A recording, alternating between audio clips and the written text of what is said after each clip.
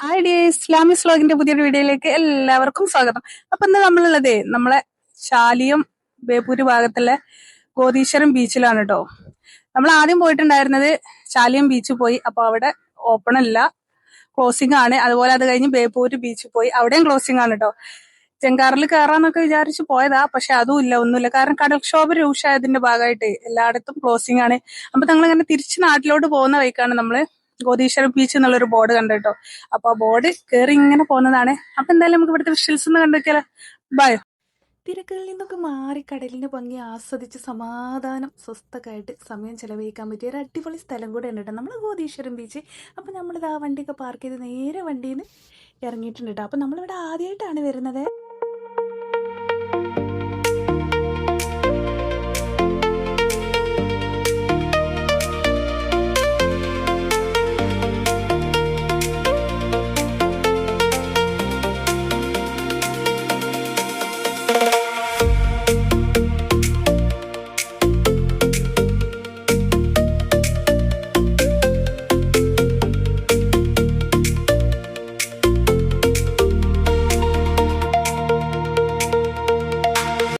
അധികം ആളുകളൊന്നും ഇതുവരെ എത്തിപ്പെടാത്ത ഒരു സ്ഥലമായതുകൊണ്ട് തന്നെ നല്ലൊരു ശാന്തമായ ഒരു അന്തരീക്ഷമാണ് കേട്ടോ ഇവിടെ ഉള്ളത്.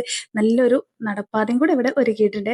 കാറ്റാടി മരങ്ങൾക്കിടയിലൂടെ നമ്മളെ കടലിന്റെ തിരമാലയുടെ സൗണ്ടൊക്കെ കേട്ട് നല്ലൊരു തണുത്ത കാറ്റൊക്കെ കൊണ്ട് നമുക്ക് ഇതിൽ നടക്കാൻ പറ്റും കേട്ടോ.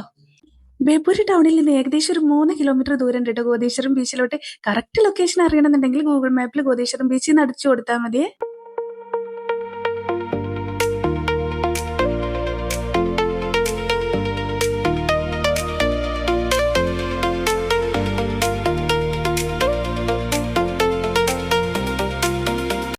എവിടെ പോയാലും നമുക്ക് ചായ മസ്റ്റ് ആയതുകൊണ്ട് ബീച്ച് സൈഡിൽ ഒരു കട ഉണ്ട് കേട്ടോ. അവിടെ മാഗി, ബ്രെഡ് ഓംലെറ്റ് എല്ലാ സാധനങ്ങളും കിട്ടേ. അപ്പൊ അത്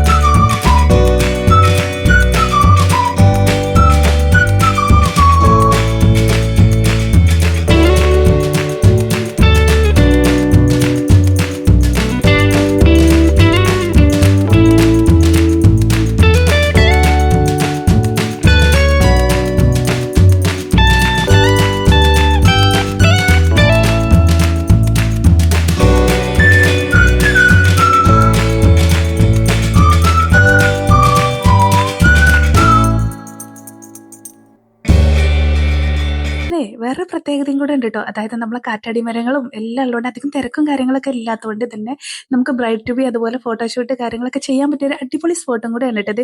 ഞങ്ങൾ ചെന്ന സമയത്ത് അവിടെ ഒരു ബ്രൈഡ് ടു ബി നടക്കുന്നുണ്ടായിരുന്നു കേട്ടോ. നമ്മൾ കോഴിക്കോട് അതുപോലെ തന്നെ ബേപ്പൂര് ബീച്ചുകളൊക്കെ വരുന്ന സമയത്ത് നമുക്ക് അതുപോലെ തന്നെ തൊട്ടടുത്ത് വിസിറ്റ് ചെയ്യാൻ പറ്റിയ ഒരു ബീച്ചും കൂടെയാണ് കേട്ടത്. ഇവിടെ വാഹനം പാർക്ക് ചെയ്യാനുള്ള സൗകര്യമുണ്ട്. അതുപോലെ തന്നെ നമ്മൾ പണ്ടത്തെ റെന്റ് സൈക്കിളിന്റെ പരിപാടി ഉണ്ടല്ലോ, അതും കൂടെ ഉണ്ട് കേട്ടോ. 1 മണിക്കൂറിന് 30 രൂപയാണ് കേട്ടോ റെന്റ് സൈക്കിളിന് റെന്റ് ഈടാക്കുന്നത്. സ്വസ്ഥമായിട്ട് നമുക്ക് കുറച്ച് സമയമൊക്കെ ഇരുന്ന് കാറ്റൊക്കെ കൊണ്ട് ആസ്വദിക്കാൻ പറ്റിയൊരു അടിപൊളി ബീച്ചും കൂടെ ആണ് കേട്ടത്.